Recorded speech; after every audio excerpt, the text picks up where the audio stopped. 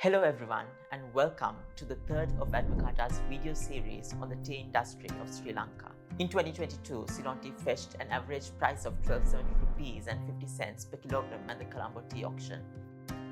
In the same year, the freight on board price of Ceylon Tea shipped out of Sri Lanka averaged at 1643 rupees and 11 cents. This 372 rupee and 61 cent difference between the auction and FOB prices is largely attributable to the value addition that occurs between the auction and export. Each step in the production process of a good adds value by sequentially transforming the raw materials into a product that generates more utility to the end consumer. Value is added in a variety of steps as tea leaves are transformed into the packets of made tea purchased by the end consumer. First, the plucked leaf is processed into various grades of made tea, which is then often blended with other teas to achieve a certain quality or taste. The tea is then packed in various forms, including loose leaf tea, tea bags, and instant tea. Made tea is sometimes packed in bulk before another overseas agent in the value chain repacks it for retail sales. Some forms of value addition, like blending, are meant as a form of standardization. Other forms of value addition, such as packaging, are aimed at enhancing the consumer experience by giving consumers an easy-to-use end product. The pyramid tea bag is a good case study in how higher convenience and higher quality can both be packed into a single value-added product. The traditional tea bag can only hold dust tea and BOPF tea, which are less expensive grades of Ceylon tea. This limits the profit that sellers can make from the traditional tea bag. The pyramid tea bag made from silicon revolutionized the tea industry by allowing greater value addition to more expensive grades of Ceylon tea. Although the high cost of the silicon bag discourages the large-scale production of pyramid tea bags, if the price of the silicon bag were to come down in the future, there is great potential for the Sri Lankan tea industry to earn higher returns from the sale of pyramid tea bags. At each step of the value chain, the good holds more value than it did in the preceding step. But this does not mean that higher value addition automatically translates to higher returns in the form of profits. Profits are a function of the return on invested capital. If the return is negative because costs of value addition are greater than the additional premium earned from value addition, then value addition is not necessarily a sustainable business decision. So, the idea that Sri Lanka should strive to add as much value to tea as possible domestically does not hold much water on its own. But if adding more value domestically means higher profits for the domestic industry, then local value addition is a must for the future growth of the tea industry. Presently, an exporter earns a profit of around 31 rupees and 52 cents to 47 rupees and 29 cents per kilogram of bulk tea exported out of Sri Lanka. For a kilogram of packeted tea, the profit is between 52 rupees and 87 cents to 141 rupees. In contrast, exporters earn a profit of 90 rupees and 28 cents to 361 rupees and 13 cents per kilogram of tea bags exported out of Sri Lanka. This shows that tea bags do not always bring higher returns than tea packets, and the decision to export either tea packets or bags should be based on the unique circumstances of each exporter. Sri Lanka anyway does remarkably well when it comes to domestic value addition compared to other large tea-producing countries. In fact, Sri Lanka adds substantially more value to its tea than any other large exporter of tea in the world. Around half of Sri Lanka's tea exports are substantially value-added, while most tea that leaves Sri Lanka's borders have undergone at least some form of blending, which in itself is a form of value addition. For comparison, only 10% of India's tea exports are value-added. Sri Lanka's bulk tea exports sometimes undergo further value addition in another country, usually Russia, the United Arab Emirates, or Germany, before they even reach the final consumer. Domestic value addition is so high for Ceylon tea because packaging costs are relatively lower in Sri Lanka. Given that the island has over time cultivated technological advantages in tea packaging. But several factors prevent the industry from achieving even higher levels of value addition. Because the cost of production of Ceylon tea is so high, unless it is blended with teas from other origins. Ceylon tea is not highly competitive in some corners of the international mass market. Because Sri Lanka has banned the import of other origin teas to protect the integrity of the Ceylon tea brand name, it is not possible to perform this kind of blending domestically. This forces some sellers to perform the value addition overseas. Furthermore, some countries like Russia, Iran and Egypt have higher tariffs on value-added tea imports to protect their own local tea processing industries. These differential tariffs discourage some exporters from adding value within Sri Lanka. These constraints to higher levels of value addition, if they indeed limit the returns that Ceylon tea fetches domestically, need to be effectively addressed so that the local industry can earn higher returns. To address these constraints, it is important to pursue a strategic approach built on sound economics, which is where Michael Porter's competitive advantage theory comes in. According to the competitive advantage theory, there are two alternative ways in which the Sri Lankan tea industry may carve out a competitive place for itself in the international tea market. The first is to seek a price advantage by lowering its costs of production and therefore price, becoming the cheapest exporter of tea to the international mass market. The second is to differentiate Sri Lanka's tea from other origin teas via substantial value addition to the point that consumers would overlook the higher prices for the unique experience that Ceylon tea offers. The first strategy, based on lowest price, appeals to the price-conscious mass market consumer that makes up a majority of the buyers of tea in the world market. The second strategy, based on product differentiation, on the other hand, appeals to a more sophisticated buyer with higher purchasing power and an interest in specialty teas. To be successful under this strategy, the Sri Lankan tea industry needs to effectively rebrand Ceylon tea as a specialty tea. The global tea industry in recent years has become more premiumized than ever before, which bodes well for this strategy.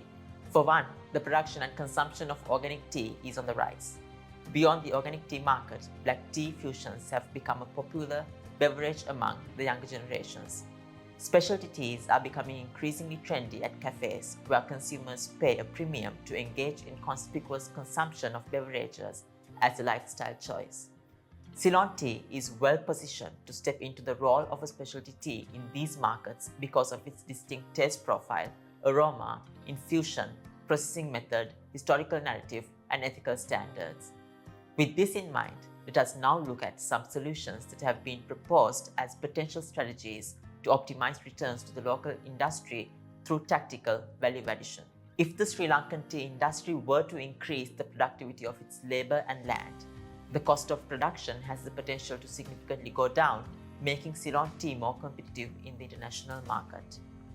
But as discussed in the two previous videos of this series, increasing productivity and lowering costs are easier said than done. Because unlike most other black tea producing countries that compete in the international market, Sri Lanka produces black orthodox teas which are more expensive to process. It would never be possible to match the costs of production of other black tea producing countries anyway. Sri Lanka does not really have the option to switch over to the cut, tear, curl processing method popular in other countries, because the scale of production in Sri Lanka is not large enough to make this kind of processing feasible. One solution that is often proposed but remains very controversial is the removal of the ban on the import of other origin teas so that Ceylon tea can be blended with cheaper teas and sold for lower prices in the international market. The whiskey industry, for example, is known to mix more expensive whiskies with cheaper alternatives to make the expensive whiskies more competitive in the international market. By pursuing this strategy, Ceylon tea may be able to better appeal to the price-sensitive consumers in the international mass market, who often buy the cheapest tea on the supermarket shelf, which more often than not is not Ceylon tea. The Sri Lankan tea industry has lost many potential investments over time to expand blending activities in Sri Lanka because the ban on the import of other origin teas would not be lifted. But some exporters believe that this ban is worth it because without it, the integrity of Ceylon tea could be lost. The current demand for Sri Lanka's Black Orthodox teas in the international market is based on its unique characteristics that make it easily distinguishable. That is what gives Ceylon Tea the highest average auction price in the world for black teas. If Ceylon Tea were to be blended with other origin teas and still be sold under the Ceylon Tea brand name, it would no longer be the unique beverage it is today. Consumers will no longer have a reason to specifically seek out Ceylon Tea in this case. The auction price for Ceylon Tea would come down significantly as a result. An alternative would be to allow limited blending under strict regulation to make sure that liberalizing the import of other origin teas does not affect the integrity of Ceylon Tea. The government may stipulate a maximum share of other origin teas that can be used in a blend and also restrict the ability of exporters to use the Ceylon Tea brand name to sell the blended teas in the international markets. Given the high cost of production in Sri Lanka, there are still questions about whether such blended teas will be competitive against other mass market teas in the international market. However, even if Sri Lanka were to successfully carve out a place for itself in the international mass market for its blended teas, there are also questions about the ability of exporters to make profits given the very low returns in the international mass market. Multinational tea brands and supermarket chains are largely responsible for the low returns in the international mass market for tea. Multinational tea brands that serve the mass market have for very long pursued a lowest cost strategy to the point that the prices in the international market barely translate to any actual returns anymore. The strategy of most of these brands have been to ward off competition and increase market share by pricing their teas very low, which they can afford to do because losses in tea sales are often cross-subsidized by profits from other products sold by these companies. On the other hand, given the disproportionate bargaining power that supermarkets have in the relationship between exporters and supermarkets, a large share of the profits from the sale of tea in the international mass market end up in the hands of supermarkets, not the exporter. This is made worse by the fact that supermarkets regularly demand discounts for teas on their shelves, making the returns from their sales even lower. In this context, the higher returns to be made in the specialty market by serving a more sophisticated group of consumers seems more appealing. As agricultural economies advance, it is common to run into issues related to high costs of production that Sri Lanka is currently facing, because labor does not come cheap in more advanced economies. Japan tackled this issue smoothly by gradually switching over to the specialty tea market as the economy of Japan advanced. As the share of agriculture in Japan's GDP fell to 1% over the decades, the country's tea production also somewhat declined. However, the country relied on its historical reputation in the green tea industry to enter the specialty tea market. Currently, Japan's teas, although less in volume, fetch the highest price among any black or green tea producing country in the world. The lower production volumes have created a scarcity for Japanese teas, which translated to higher returns, keeping the Japanese tea industry thriving even under higher labor costs and lower labor availability. How can Sri Lanka be an effective competitor in the specialty market? Sri Lanka already has what the specialty market looks for: a great historical narrative, a distinct taste profile, and a hand-plucked tea processed using age-old traditional methods unlike most teas in today's international market. What remains to be done is to be more strategic in how the industry approaches the specialty consumer. A geographical indication, or GI, that grants the Ceylon Tea brand name credibility as an authentic product will go a long way in establishing Sri Lanka in the international market. Exporters may also place greater emphasis on single estate marketing, given that there are many historically well-known tea estates in Sri Lanka whose teas can be sold for higher premiums under the estate names under a good marketing strategy. Also, disruptive innovations are key to succeeding in the specialty market. Companies may also use corporate social responsibility and ESG-based strategies to appeal to the moral and ethical considerations of consumers in the specialty tea market, who have the purchasing power to pay more for ethically sourced and sustainably produced teas. The organic agriculture debacle from 2021 is a good example of how not to enter the specialty tea market. Any move to the specialty tea market should be gradual and tactical.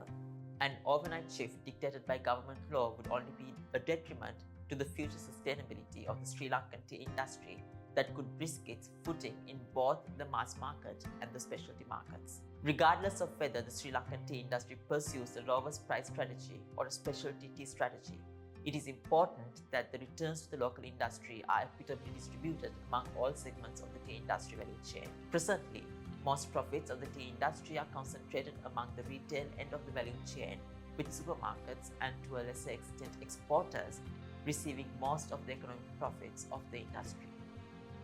Given that exporters absorb risks posed by the higher volatility of the international market, the higher returns received by exporters is economically justified. However, the question remains whether the stakeholders in the green leaf stage of the value chain, plantation companies, smallholders, and broad leaf factories, are sufficiently compensated with adequate economic profits given the high capital costs that they absorb in a highly volatile production setting. One of the most marginalized communities of Sri Lanka, the estate worker community, can do well only as long as their employers do well. If we are to make this community economically more prosperous, it is essential that the value addition strategy formulated by the industry redirects some returns from the retail end of the value chain to the green leaf stage of the value chain. Vertical integration could also help financially struggling plantation companies recover some of their losses, bringing greater financial sustainability to the green leaf end of the tea industry value chain. Finally, vertical integration would also reduce intermediary costs in the production process, cutting down on overlapping expenses by producers and sellers, and eliminating middleman expenses.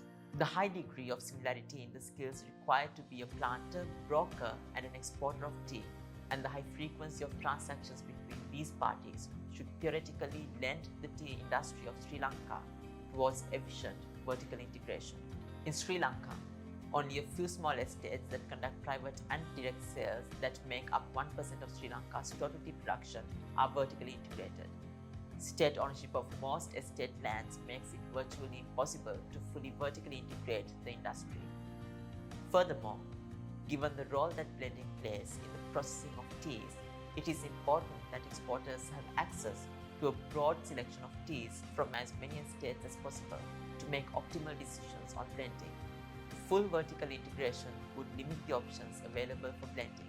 Lastly, if estate factories are able to sell their teas to buyers who offer higher prices as they currently do at the Colombo tea auction, it is economically and strategically unsound to sell the tea under in-house brand names that will fetch lower prices in the consumer market. As such, it remains unclear if the Sri Lankan tea industry can really be reformulated to allow for more returns to flow into the green leaf stage. The green leaf stage would benefit from a more creative approach to the industry's relationship with retailers who retain most of the returns to Ceylon Tea, and higher auction prices that flow down to estate workers and smallholders in the form of higher earnings.